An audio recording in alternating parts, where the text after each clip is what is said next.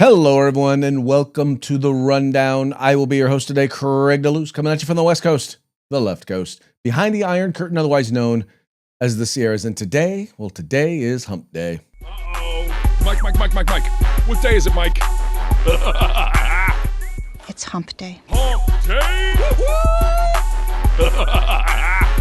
It's Hump Day. Hump Day!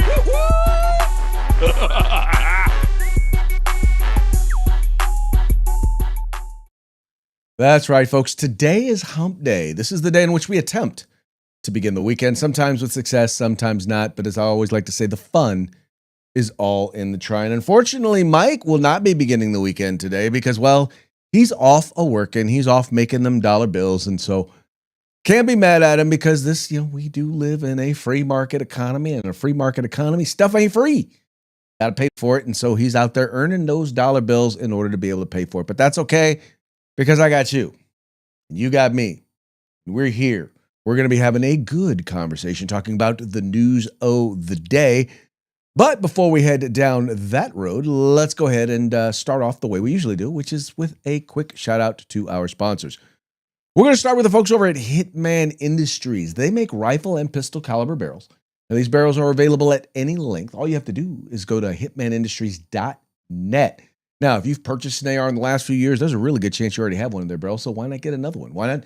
Whether you're doing a brand new build or whether you're looking to rebarrel your old rifle, start your project, start your experience, start your journey over at Hitman Industries. And then we've got the California Republican Assembly working to help elect conservatives at all levels of government. From school board all the way up to President of the United States, Ronald Reagan once referred to CRA as the conscience of the Republican Party. You need to find out why. How do you do that? Visit their website, cragop.org. That's cragop.org. If you want to be a part of California's future today, you got to join CRA. And then we've got the best in concealed carry tactical holsters available on the market. That would be at hawgholsters.com. That's HAWG holsters.com. Why is it spelled like that? Because they like helping Americans wear guns. They like it so much that if you use the discount code The Rundown, all caps, no spaces, one word, just like it is right up there, you're going to get a nifty little discount. So get your Hog holster today. And then finally, if you're looking to buy some tactical gear, as the weather's changing, as the season's changing, it's getting awfully nice out there to go do some shooting, clearly you're going to need some new gear. Now, this is an entity, these folks specialize in group sales. So you need to get your agency together. You need to get your club together. You need to get your group together, whatever your group is, and get on over to uscombatgear.com. Now, at uscombatgear.com, once again, they specialize in group sales, so you're going to get a deep discount. They've got a huge selection. No matter what you're looking for, you can find it there at their website. And then finally, they have the best customer service available on the market. So check them out today, uscombatgear.com, where you can find all things tactical except the gun. Now, finally, I want to remind you that if you're watching this program 3 p.m. Pacific, 6 p.m. Eastern, well, then you're watching us live. And if you're watching us live, well, then we're taking your comments. So, matter of fact, I'm looking at them right over here for those of you who are actually watching the program and commenting. We want to hear what you have to say. We want to hear what you think about the program, what you think about the particular topic. Shoot, you don't even have to agree with us for us to share your comment. In fact, we hope that you would disagree with us, because when you disagree with us, well, that gives us the opportunity to mock you. Oh, wow, is that a mockingbird? Man, is that a mockingbird? Is that a mockingbird?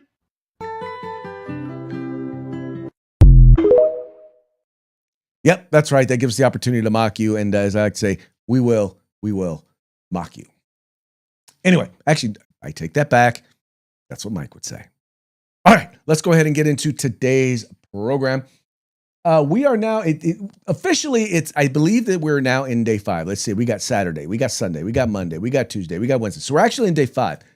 But in just 4 days of epic fury, according to the White House, we have already unleashed more shock and awe, right? More than during the era of shock and awe in 4 days than all of the previous shock and awe. Those words coming from none other than the Secretary of War, Mr. Pete Hegseth. Well, good morning. I stand before you today with one unmistakable message about Operation Epic Fury. America is winning. decisively, devastatingly, and without mercy. Under the direct command of President Trump, the War Department unleashed this operation early Saturday morning, just 4 days ago, which means we need to remember two things. First, we are only 4 days into this. Metrics are shifting, dust is settling, and more forces are arriving. It's very early, and as President Trump has said, we will take all the time we need to make sure that we succeed. Second, we are only 4 days into this, and the results have been incredible. Historic, really. Only the United States of America could lead this, only us. But when you add the Israeli Defense Forces, a devastatingly capable force, the combination is sheer destruction for our radical Islamist Iranian adversaries. They are toast, and they know it. Or at least, soon enough, they will know it. And we have only just begun to hunt, dismantle, demoralize, destroy, and defeat their capabilities, just 4 days in. Starting last night and to be completed in a few days, in under a week, the two most powerful air forces in the world will have complete control of Iranian skies, uncontested airspace. I hope all the folks watching understand what uncontested airspace and complete control means. It means we will fly all day, all night, day and night, finding, fixing, and finishing the missiles and defense industrial base of the Iranian military, finding and fixing their leaders and their military leaders, flying over Tehran, flying over Iran, flying over their capital, flying over the IRGC, Iranian leaders looking up and seeing only U.S. and Israeli air power every minute of every day until we decide it's over. And Iran will be able to do nothing about it.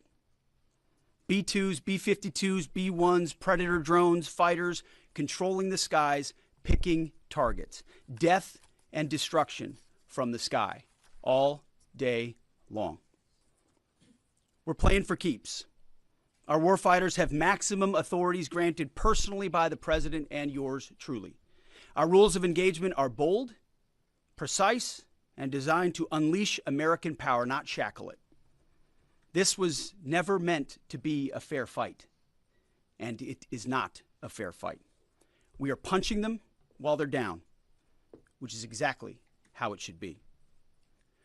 Thus far, Operation Epic Fury has delivered twice the air power of shock and awe of Iraq in 2003, minus Paul Bremer and the nation building. The campaign... All right, I just want to make sure to hit.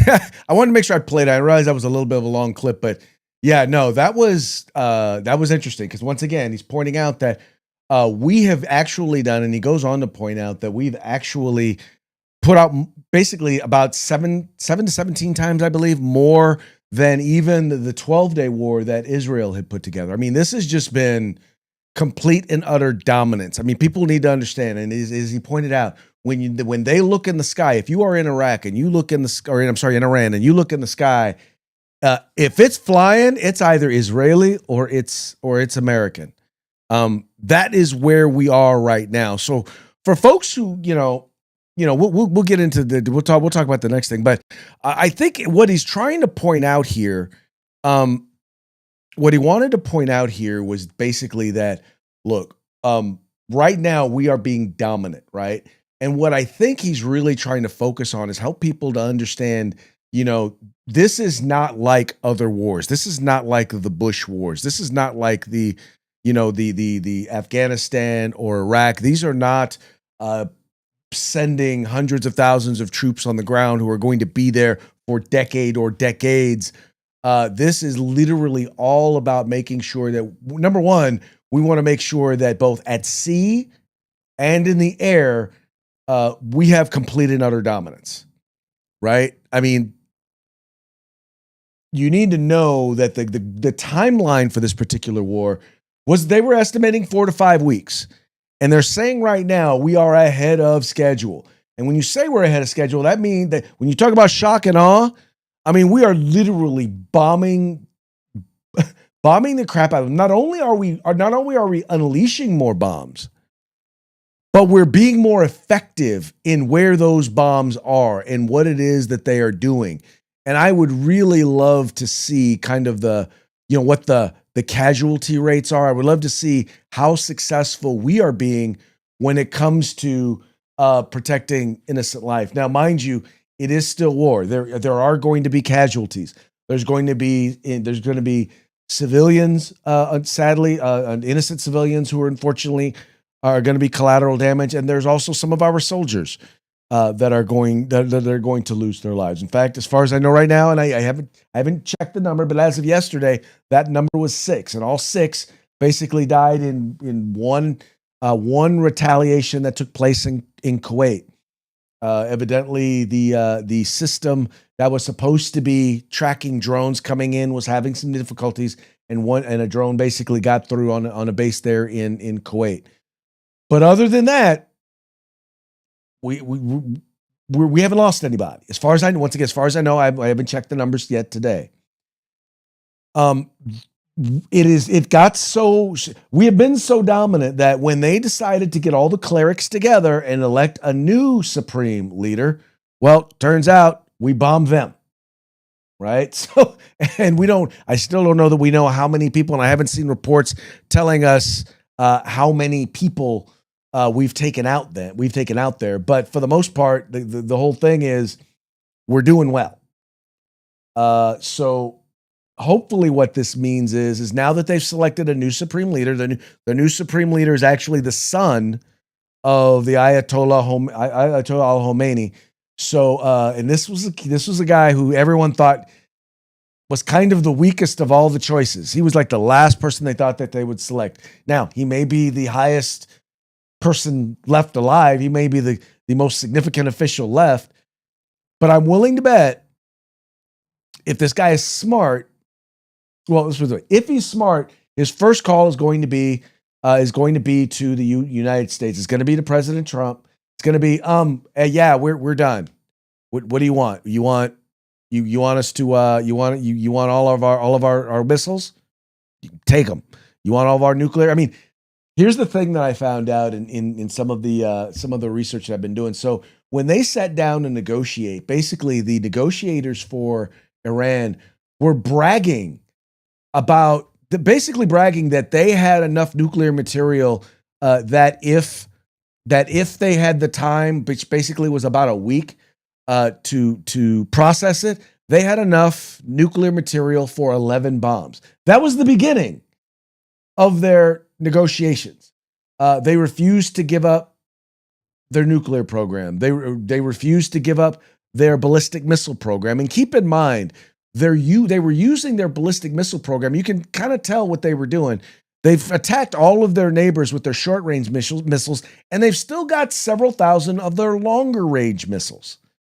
So what the whole point is that if they had a nuclear weapon and they had more ballistic missiles, and by the way, these missiles, it costs them tens of thousands of dollars to produce. Each missile that we use to knock it down costs us millions. So this was going to start to become a war of money. In other words, as they continue to shoot at us and to shoot at Israel, and we go to shoot those missiles down, they're spending tens of thousands, we're spending millions in order to be able to shoot them down. So the whole idea is we need to see their entire ballistic missile program gone. Got to go. And they're well on their way to that. That is one of their goals.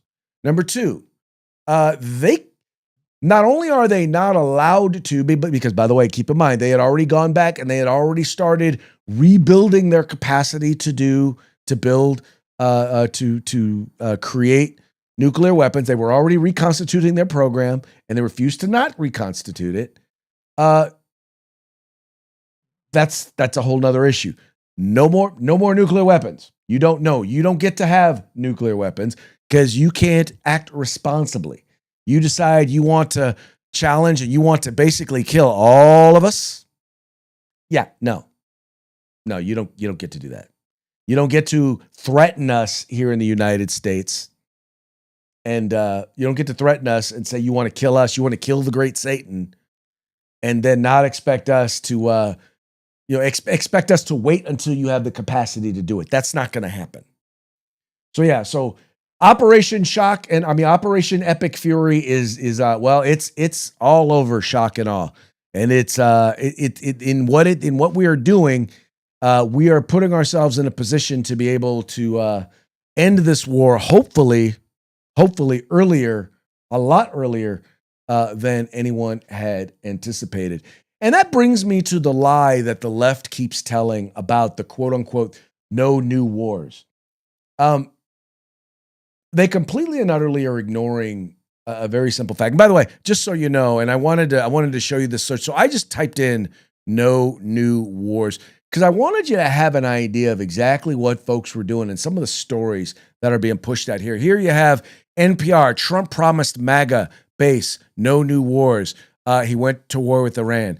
NBC News, Trump campaigned against endless wars, enters Iran with no end date. No, but he had specific goals, specific things that we were going to have happen when we do it. Let's see. Republican warmongers are back in control. Why J.D. Vance lost the MAGA battle over no new wars. And yes, J.D. Vance is probably the most protectionist individual in the administration. And even he has said, look, our main thing is we've got to have goals. We have goals. We're meeting those goals. And we're going to be, basically all evidence points to the fact that this is not going to be an ongoing war. Trump, the self-declared peace president, goes to war seeking regime change. Trump riffs, no new wars, Iran regime. Now, I decided that I was going to go ahead and I went to Grok. So now Grok gave me two different answers. So one, it says, yes, he said he made promises during the 2024 presidential campaign in his election night victory speech to avoid starting new wars in what would become his second term. For instance, November 2023 speech, he said, I'm not going to start a war. I'm going to stop wars. And that's exactly what he is doing here. I need you to understand something. They were going to start this war. They had already basically this war had never stopped is the problem. But the number one thing that he had pointed out in all that he said and all he did, and by the way, let's look at where they got the sources. So let's see. They got it from NBC News. They got it from LA Times. They got it from Democrats. They got it from YouTube. So in other words, they went to all of these liberal sources, right? Now, let's try this one. Let's ask them this. Okay. Did he promise no new wars or no endless wars? And now Grok is going to think about the request and it's going to look it up. But the idea here, once again, it says here, clarifying campaign focus on no new wars while endless wars, distinguishing no new wars. So right now Grok is thinking about it. Oh God, it's looking through Facebook. So, it's going to pick up a bunch of weird stuff because, Facebook and Twitter don't necessarily look to the truth. But anyway, the point, though, that I wanted to make here was his main focus was no new wars. In other words, he didn't want to have a meaningless war. He didn't want to go into war with no actual purpose. Now, as Rubio actually pointed out, this was something that Israel was going to be engaging in, and we knew once Israel got engaged, well, then we were going to be targeted. We just knew that. Because keep in mind, Israel is the little Satan. We are the great Satan, right? Right? We are the actual great Satan. So let's see here. Now, it says here, it says the phrase no endless wars, similar like ending wars, was a reoccurring theme in his earlier rhetoric, including criticisms of past administrations' entanglement in the U.S. for prolonged Middle East conflicts. So once again, the whole point here is number one, we didn't start this, but we are going to finish it. And once again, I'll go back over decades, and there basically are decades through 7 presidencies of instances where Iran has attacked us over and over and over again, where they have taken American lives, taken American hostages, where they have blown stuff up. and we did absolutely nothing. Well, and by the way, while at the same time, every time they get together and meet, they start off with their chants, "Death to America." So once again, is this something we started? No. I think we escalated. I'll definitely give you that. I definitely believe that we escalated this, but I wouldn't sit here and say that we started this. And I think anyone who believes or who's want to argue that we started it, yeah, y'all weren't going to like it no matter what he did. Let's just be honest. You weren't going to like. You're the ones who wanted him to negotiate, and we're talking about the fact that he's going to wind up negotiating with them, and it's basically going to wind up with the same deal that Barack Obama had. Where they let them enrich a little bit, and we give them stacks of cash. Well, guess what? Instead of dropping pallets of cash, we drop pallets of bombs. And, well, anyway, they are paying the price. And by the way, just so you know, they had every opportunity to say, we're going to shut down our ballistic missile program. We're going to shut down our nuclear enrichment program. And, they could have done like other regimes have done and just lied. But they don't. They chose not to. They chose to say, nope, we're still going to do this. So what were we supposed to do? I need you to understand that. We were negotiating. We had certain things we wanted. Three things. End your ballistic missile program. End your nuclear program. Don't kill your own people, those protesters. They refused and kept enriching uranium for their nuclear program. They kept building new missiles, so they refused to get rid of their missile program. And they killed over 30,000 protesters. Now, how many red lines do you allow them to cross before they pay a price? Go ahead. Tell me in the comments. Tell me how many more, if you disagree with what's going on here, how many more red lines should the president have allowed them to cross? Please, go ahead. Tell me. Oh, you got nothing to say. You have nothing to say because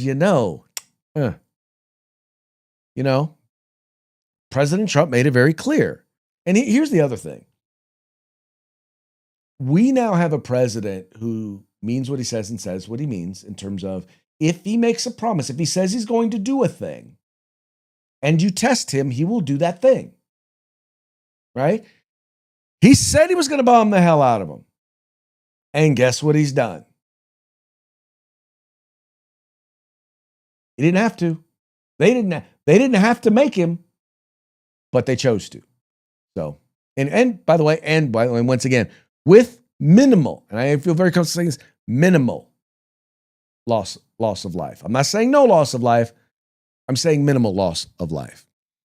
All right, we got a couple of things going on here in the state of Texas, and it's a mess in Texas right now. So the primary season has begun, and with the beginning of the primary season, it began right there in the great state of Texas, and we got some interesting outcomes for the election. First of all, we have billionaire-backed Tallarico shrugs off racism scandal to steal Senate nod from Jasmine Crockett. But that's not the only thing that took. Well, but wait, before we get into that's not the only thing that took place. But I want you to hear what Jasmine Crockett had to say in her. I don't know if we want to call it. I don't know that I would call this a concession speech, but she definitely had some things to say, and somehow figured out a way to blame the fact that a Democrat beat her on Republicans. We don't have any of the results because there was a lot of confusion today.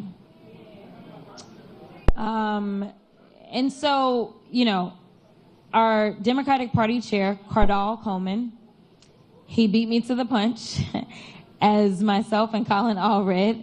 We're about to file a lawsuit to keep the voting polls open. We were able to keep the polls open, but I can tell you now that people have been disenfranchised. The reason that we knew that there were problems is because we were receiving the phone calls and the emails. The polls were supposed to stay open until 9, according to a court order. The Supreme Court, just a few minutes ago, just said, shut it down. The Supreme Court also said that they are to separate any votes out that came in after 7 p.m. So here's the deal.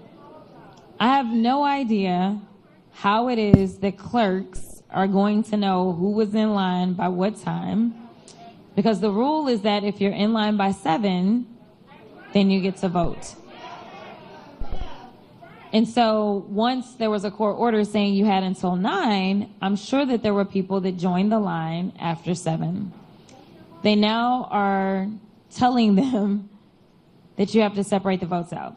What this means is that we will not know what votes are to be tallied from Election Day out of Dallas County. For sure, we won't know that tonight. So knowing that Dallas County is a big dump of votes, we, in my opinion, will not know the election results overall tonight. We need to see the Dallas County votes to see where they are. I mean, if the early vote comes in, which we may have the early vote soon, if it comes in and I'm losing Dallas County, then we know kind of where this thing is going. So so that's my news, is that we're not going to have election results tonight, in my opinion, based upon what specifically is taking place in Dallas County. Unfortunately, this is what Republicans like to do. And so they specifically targeted Dallas County, and I think we all know why. So I want you to enjoy yourselves, but I won't be back tonight because I have no idea of when we're going to get results, and I fully anticipate it won't be until tomorrow. So I love y'all too. Okay, so basically she's saying that, Republicans got them to shut down. Basically, they wanted to extend the voting hours, and the reality is she lost. And somehow she decided to blame it on Republicans, but she lost. She lost in her primary. And that's not the only interesting news coming out of Texas when it comes to the primary election.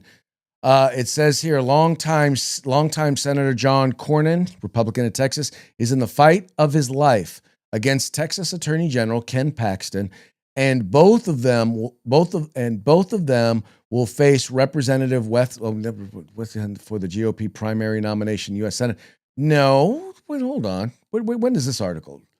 Well, no wonder I pulled the wrong article. There we go. Let's pull this one. That was from yesterday. Here's your 5 takeaways from the primaries. Well, one of the things is Texas Republicans will head for a runoff, and that's because Senator John Cornyn, Republican Attorney General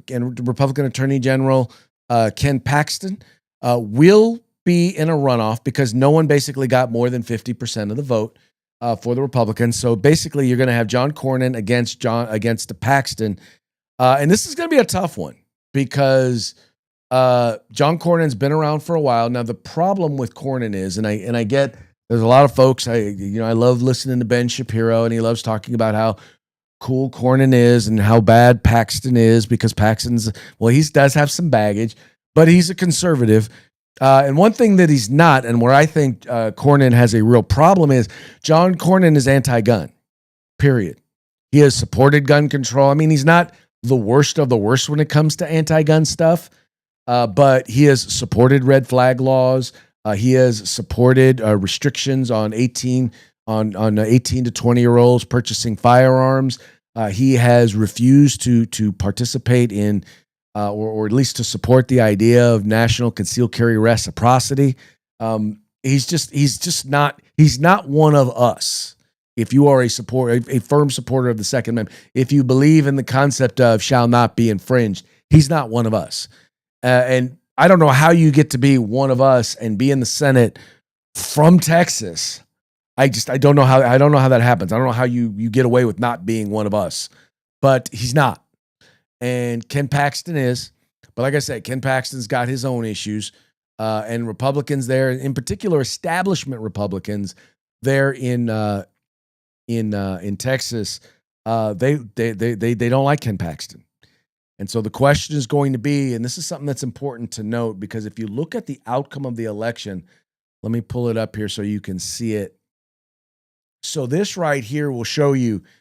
So you had about 905,000 votes for Cornyn, about 870 or about 880,000 votes for Paxton.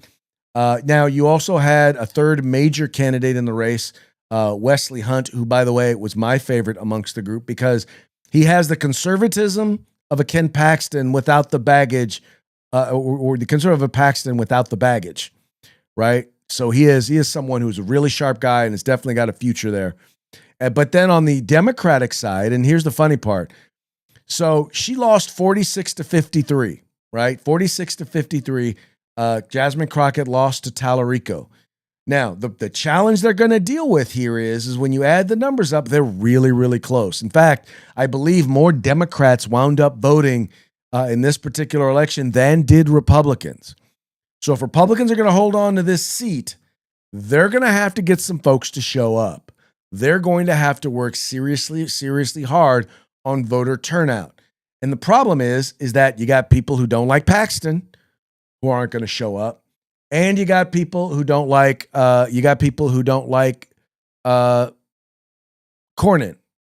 right? So then the question is going to be, so first they're going to have to do the runoff, and either one of them is going to have a problem. By the way, they're also going to have to spend a lot more money. Cornyn spent $70 million to get a runoff by the hair of his chinny chin chin. And I'm willing to bet that when I look at the folks who supported Wesley, I'm willing to bet there are more Hunt supporters who are going to go to Paxton than are going to go to Cornyn.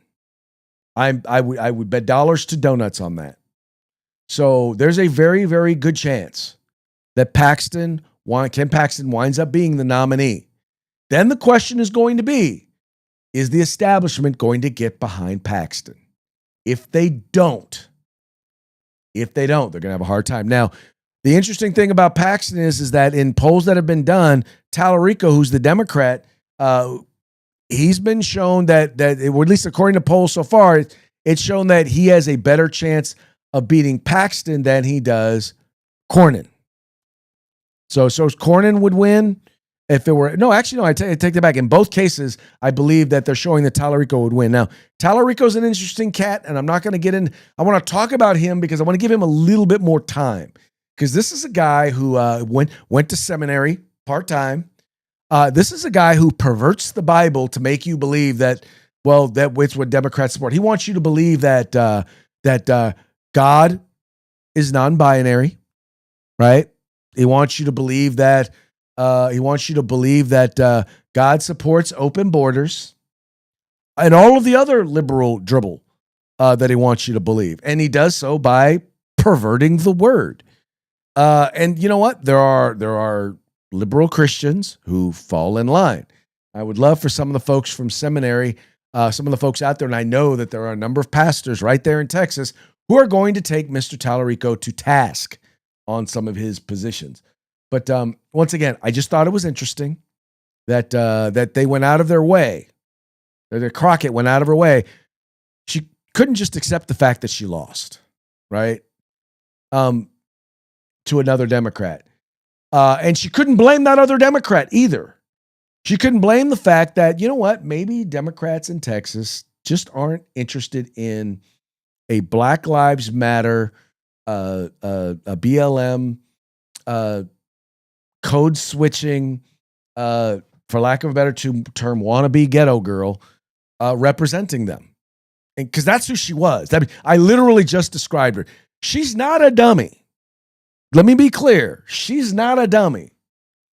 She deliberately chose to be, as I noted, a BLM supporting, code switching, wannabe ghetto girl, Instagram ghetto girl, or TikTok ghetto girl, whichever one you want to say.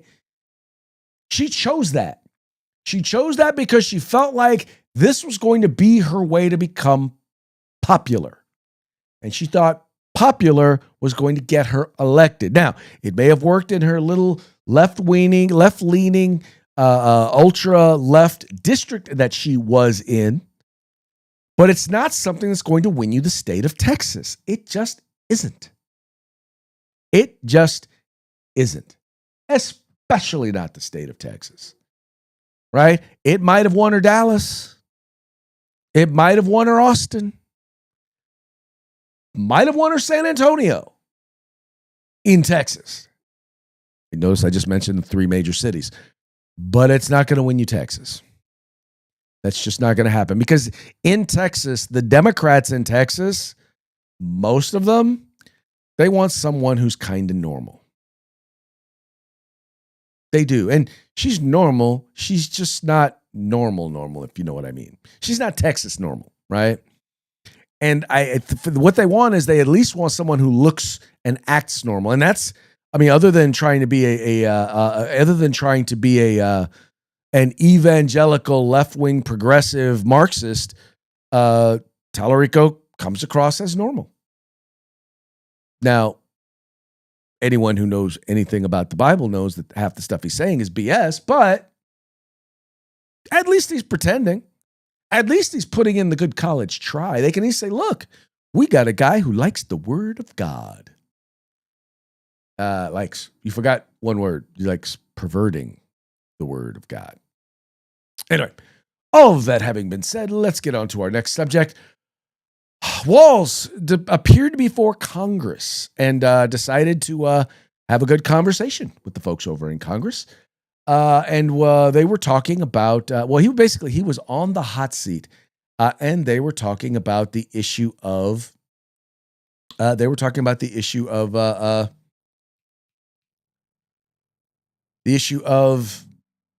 fraud, waste, and abuse there in Minnesota. And he decided to blame Republicans, oddly enough. How many people have been indicted in your state right now? Do you know, Governor? I don't have those numbers with me. You don't? 98 people have been indicted. You happen to know how many are Somali American? I don't. We don't investigate or prosecute people based on ethnicity, religion. Neither do I. We shouldn't do that. But Mr. Megan is a Somali American who just said that the core one of the concerns was this is a core voting block. And I just want to know if you know how many of the 98 people who have been indicted in your state are Somali. I don't. Their ethnicity is not my concern. 85% of the people indicted were Somali American, key voting block, and I think that's what drove this whole thing. Well, and that was the thing that basically they were pointing to is he tried to say, well, he's trying to say that basically Republicans are targeting minorities or targeting the Somali community. And the whole point that Jim Jordan was trying to make, the reason why they're trying to, they seem to be targeting that community is for 2 reasons. One, 85 out of 94 people who were indicted and convicted were from the Somalian community. Disproportionate impact, disparate impact, shall we say? In other words, unless Walz is saying that there's a whole lot more people out there who are not Somalian who are committing fraud in the state of Minnesota, which means that they're just barely scratching the surface of the fraud that's taking place in that state. Is that what he's saying? Is he saying that they're only targeting Somalians who are committing the fraud? Or is he? What exactly is he saying? Is he saying that? Well, he said, well, we don't prosecute based on their race or ethnicity. But we've already found evidence that they don't investigate based on race or ethnicity, because all the Somalian community has to do is cry the race card, say that you're investigating us because you're racist and you're racist against our community. That's why you're investigating us. I mean, we already know that to be the case, right? We've already seen it. The evidence has already been brought forth by whistleblowers who are part of the Walz administration, who are working right there in Minnesota, who said, we've been raising red flags about this stuff since 2018. And y'all said nothing. Y'all would let us do anything. In fact, we were threatened. That's what they were saying. They were threatened that if they brought it up, well, they were going to get in trouble. That they would be charged with, that they would be investigated for civil rights violations. Who brought that up? Who made those accusations? Members of the Walz administration. So, I mean, I don't know what you want me to tell you. I really don't. So in other words, what they're saying is they don't prosecute based on race, but or nationality. But what we do know is they don't investigate. They sure as heck don't investigate or investigate based on race and ethnicity. That's what I get out of that little saying right there. Anyway, folks, that now brings us to our parting shots. Parting shots are brought to you by Hog Holsters. Just go to hogholsters.com. Use the discount code The Rundown, all caps, no spaces, one word, and get your Hog Holster today. All of our parting shots will be brought to you today by our friends over at the Babylon Bee, fake news that you can trust. The first one here, this says sad. Iran's Assembly of Experts forgets to include expert on not getting blown up. Oops. Yeah, they got blown up. So my son this morning, Craig Jr., decided to let me know, does this qualify as election interference? I was like, yeah, I guess it does. I guess it does. All right, next. To save time, Iran appoints supreme leader who's already dead. Yeah, that would kind of save some time. Of course, makes it easier to, you don't have to kill them if they're already dead, right? Right? Not funny? Okay. Well, funny to me anyway. Oh, here's a good one. America graciously converts 20 Iranian warships into 20 new submarines. Ouch. Yeah, well, you know what? That's, once again, FAFO. Mess around and find out. Or freak around and find out, however you want to poise that particular term. And then finally, Biden asked why Trump didn't just bomb the Ayatollah in the leg. Yeah, that's because he's an idiot. He didn't actually say that, just so you know. Once again, fake news that you can trust. Folks, if you don't subscribe to the Babylon Bee, the only thing I ever read over at the Babylon Bee is their headlines. And you know what? They are funny enough. I want them to stay in business. I'm a subscriber. If you're not a subscriber, you need to become a subscriber, because we need folks who can bring this sort of, I hate to say this, in many cases, man, look, I would be really, really angry if people didn't have the ability to make me laugh about some of the stupid things that the left is doing. I would lose my mind. And they're an example of someone who really helps me not lose my mind. So once again, you need to do the same. And that's with any conservative news outlet. Look, whether they're your primary source or they are a source, they should be a source. I can tell you right now, because I have several news outlets that are clients, and I will tell you right now, they're having a challenge making money on advertising. They are, right? That's the reason why they need you to subscribe. It's the reason why when they ask you to donate, if they don't have a subscription, they need additional revenue. If you want them to keep doing what they're doing, if you value what it is that they are doing, because the corporations are supporting the left-leaning media, right? If you want honest news or you want conservative-leaning news, you got to support those entities. You got to support the Daily Wires. You got to support the Newsmaxes or the OANs. You got to support the Washington Free Beacons, the Bearing Arms. You got to support the New York Post or the California Post. You got to support the Babylon Bees, right? They're the ones that are helping get the word out. They're the ones that are helping us out. They're the ones that are, at the very least, sometimes sharing truth, sometimes helping us see things from our ideological perspective, and sometimes just helping us laugh. Sometimes just entertaining. That's all good. Anyway. All right, that now brings us to the end of our show. But before we go, we're going to give one more quick shout out to our sponsors. We've got Hitman Industries, rifle and pistol caliber barrels available for you to purchase at any length at hitmanindustries.net. We've got the California Republican Assembly, the conscience of the Republican Party. Visit their website at cragop.org. We've got the best in concealed carry tactical holsters available on the market at hogholsters.com. That's HAWG holsters.com, helping Americans wear guns. And then we've got the place where you can find all things tactical except the gun, and that would be at uscombatgear.com. All right, folks, that's going to be it for today. We will be back tomorrow on Throat Punch Thursday. Till then, y'all have fun, stay safe, and we will see you mañana.